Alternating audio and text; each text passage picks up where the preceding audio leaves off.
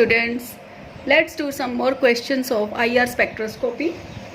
So देखो first question है हमारे पास a 4 carbon straight chain hydrocarbon having 14.3% hydrogen show the following absorption bands. So आपके पास क्या है 3 absorption frequencies दी हुई हैं, ठीक है. So what is the probable structure of the compound? तो ये क्वेश्चन ना बिल्कुल ही डिफरेंट है. तो ये आपने +1 में आपने किया होगा कि इंपेरिकल एंड मॉलिक्यूलर फॉर्मूला. तो देखो इस क्वेश्चन में अब गिवन क्या है, ध्यान से देखो, ठीक है. सबसे पहले 4 कार्बन मतलब number of carbon atoms they दिए. उसके बाद उसने कहा कि स्ट्रेट चेन, ठीक है. जो जो इम्पॉर्टेंट चीज होती है वो आप लिख लिया करो, ठीक है. So straight chain. उसके बाद hydrocarbon. So hydrocarbon means carbon and hydrogen का कंपाउंड, ठीक है. उसके बाद दिया क्या हुआ है 14.3% हाइड्रोजन. क्लियर. सो देखो अगर कंपाउंड में सिर्फ कार्बन और हाइड्रोजन ही है और 14.3%, तो हाइड्रोजन परसेंट कितनी दे दी 14.3, ठीक है.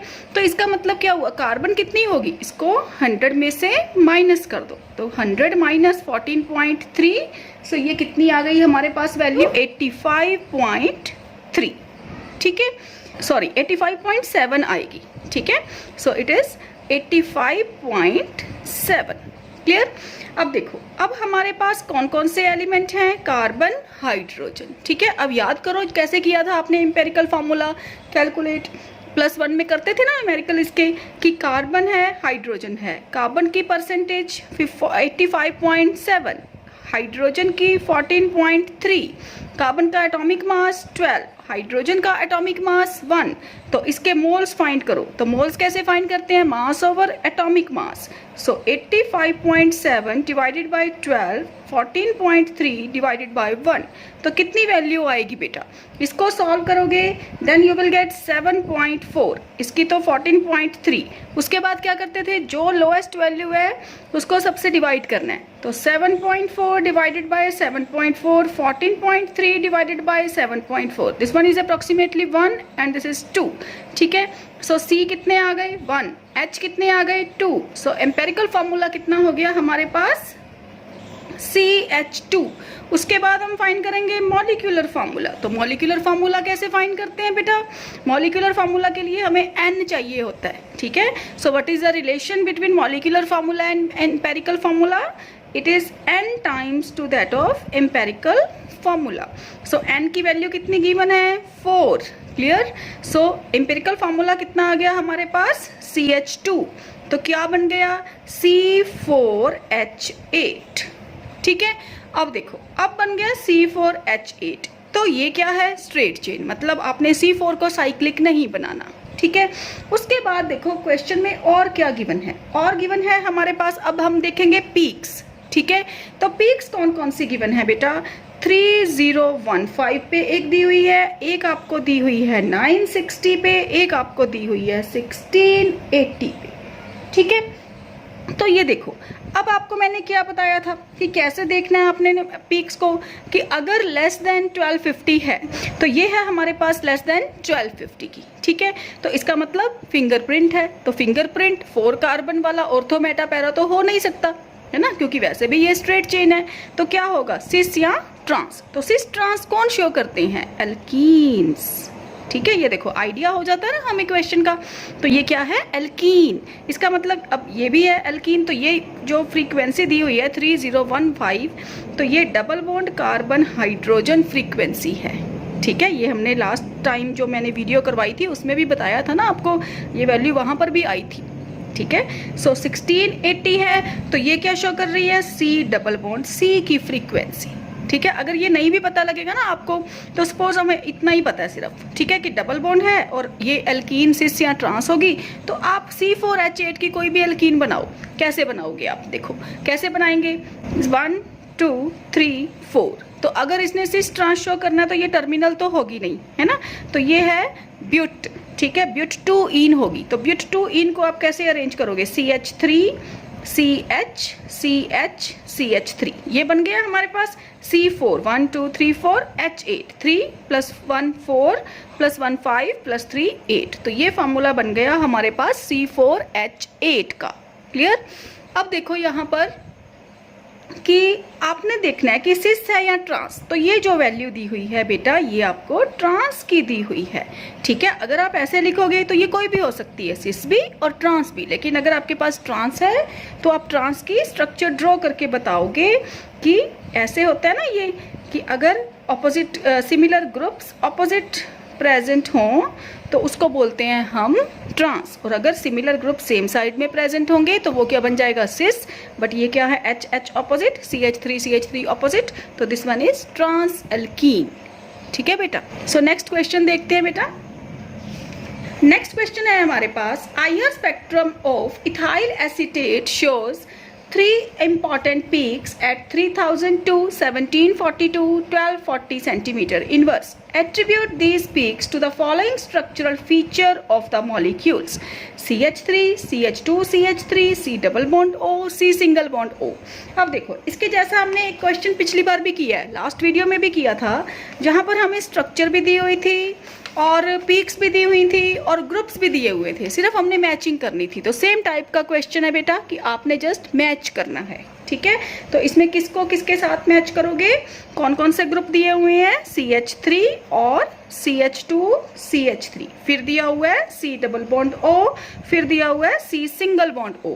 और पीक्स कौन कौन सी गिवन है आपके पास, 3002, 1742 एंड 1240 सेंटीमीटर इनवर्स। तो ये 17 वाली तो बहुत ही क्लियर है क्योंकि ये कार्बोनाइल ग्रुप की होती है। तो ये कार्बोनाइल ग्रुप है, ये कार्बन सिंगल बॉन्ड हाइड्रोजन, इसकी होती है 2950। तो अब देखो यहाँ पे कितनी है, 3002, तो ये अप्रोक्सीमेटली इसके साथ मैच कर रही है। ठीक है, सी सिंगल बॉन्ड हो तो जो वैल्यू रह गई वो किसकी आ गई, 1240 की।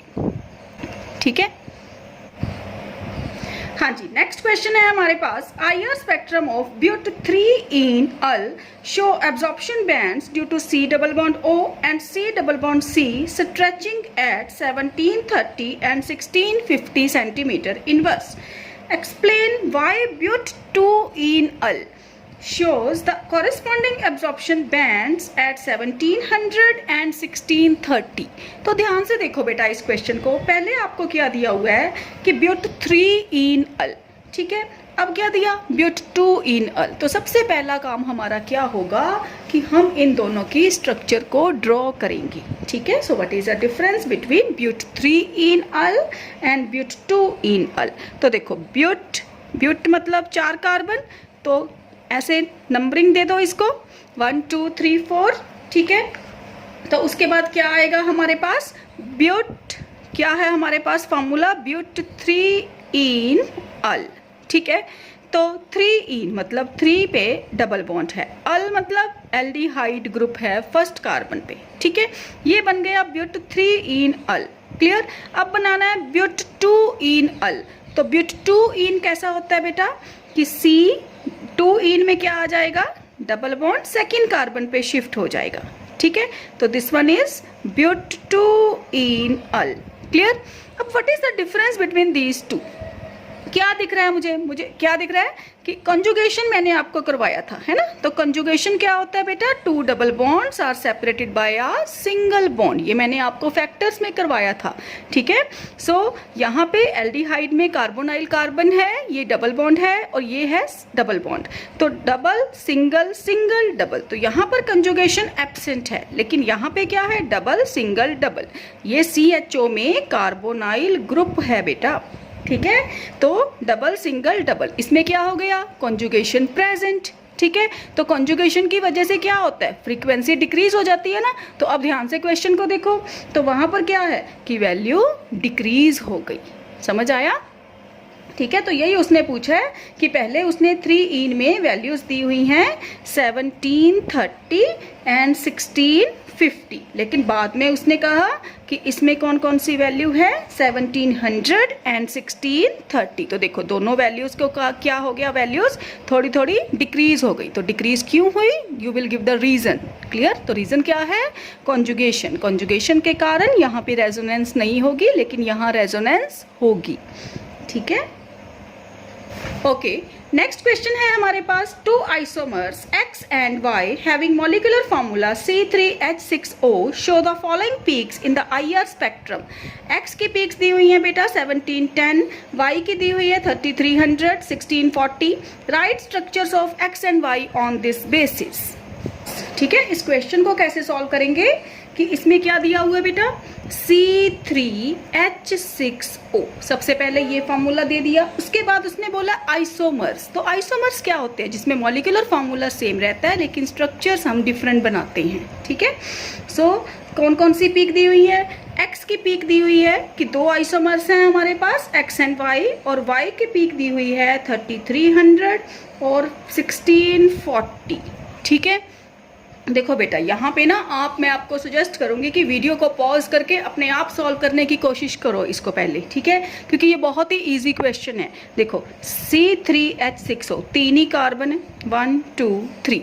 ठीक है, उसके बाद 1710, तो ये क्लियर है ना आपको, कौन सी पीक होगी, कार्बोनाइल कार्बन। ठीक है, तो किसी एक को हमने सपोज कार्बोनाइल इसी को ही बना दिया। ठीक है, C डबल बॉन्ड O यहाँ पे लगा दिया, तो अगर टर्मिनल पे आएगा तो यहाँ पर हाइड्रोजन आएगी। क्लियर, कितनी हाइड्रोजन्स रह गई हमारे पास, 5। तो देखो CH3 CH2 CHO, तो कौन सा ग्रुप आ गया, एल्डिहाइड। ठीक है, तो इसको आप एल्डिहाइड भी लिख सकते हो, इसको आप कीटोन भी लिख सकते हो, है ना, CH3 C double bond O CH3। Clear, ये X आइसोमर बना दिया मैंने।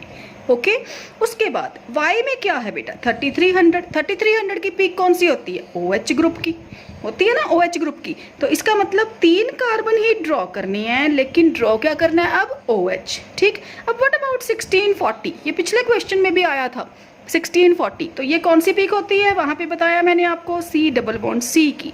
तो यहाँ पर देखो ये आ गया C double bond C, valency पूरी कर दो, तो CH2 यहाँ पे हो गए 2 3 1 एंड 1 2 2, तो 2 3 5 एंड 1 6, सो C3H6O। ठीक है, मतलब आप स्ट्रक्चर कोई भी ड्रॉ कर सकते हो depending upon the type of frequencies. क्या आएगा, जैसे इसमें हमारे पास क्लियर था कि कार्बोनाइल है, तो कार्बोनाइल में हम कोई भी ड्रॉ कर सकते हैं। ठीक है, क्योंकि उसने कोई डिफरेंशिएशन दिया नहीं कि एल्डिहाइड है या कीटोन है। लेकिन यहाँ पर क्या है बेटा आपके पास कि 1640 C double bond C given है, तो इसका मतलब ये हो गया इसका आइसोमर, ये कौन सा हो गया, Y। क्लियर, सो बेटा यहाँ तक आपके सॉल्व्ड न्यूमेरिकल सारे हो गए। ठीक है, तो अनसॉल्व्ड आई थिंक 2 और 3 न्यूमेरिकल्स रहते हैं आपके, अदरवाइज बाकी सारा चैप्टर आपका हो गया। ठीक है, तो मैं आपको सुजेस्ट करूँगी कि जो जो क्वेश्चंस मैंने सॉल्व किए हैं वो बेटा मेरी प्रैक्टिस हुई है। ठीक है, तो आप एक बार फिर से वो क्वेश्चंस एक पेपर के ऊपर सिर्फ स्टेटमेंट लिख के रखो। ठीक है, चाहे वो सॉल्व्ड न्यूमेरिकल है चाहे वो अनसॉल्व्ड है, जैसे मैं आपको असाइनमेंट देती हूँ ना, वैसे आप अपनी तरफ से एक असाइनमेंट बनाओ। ठीक है, और फिर उसको दोबारा सॉल्व करके देखो कि आपको आते हैं। जब हम किसी भी चीज़ को देखते हैं ना बेटा, तो वो बहुत ईजी लगती है। क्लियर, सो एक बार आप ट्राई ज़रूर करो। क्लियर, ये न्यूमेरिकल्स बहुत इंपॉर्टेंट है, और कभी भी आप देख लेना जो न्यूमेरिकल पार्ट होता है वो स्कोरिंग पार्ट है, और देखो इसमें कुछ भी नहीं है, 3-4 पीक्स ही हैं बस जो रिपीट हो रही हैं, है ना। अब काफ़ी स्टूडेंट्स मुझे पूछ रहे थे कि मैम हमने वो सारी वैल्यूज़ याद करनी है, तो आप देखो बेटा कितनी वैल्यू है, हार्डली 5 और 6 वैल्यूज़ हैं जो आपने लर्न करनी है ना। ठीक है, सो इसको अच्छे से करो। ओके, और कोई भी प्रॉब्लम है तो मुझे बताओ, एक और वीडियो मैं इस चैप्टर के ऊपर बनाऊंगी, जो हमने अनसॉल्व्ड न्यूमेरिकल हैं वो सॉल्व करने हैं। ठीक है, ओके बेटा, so thank you so much.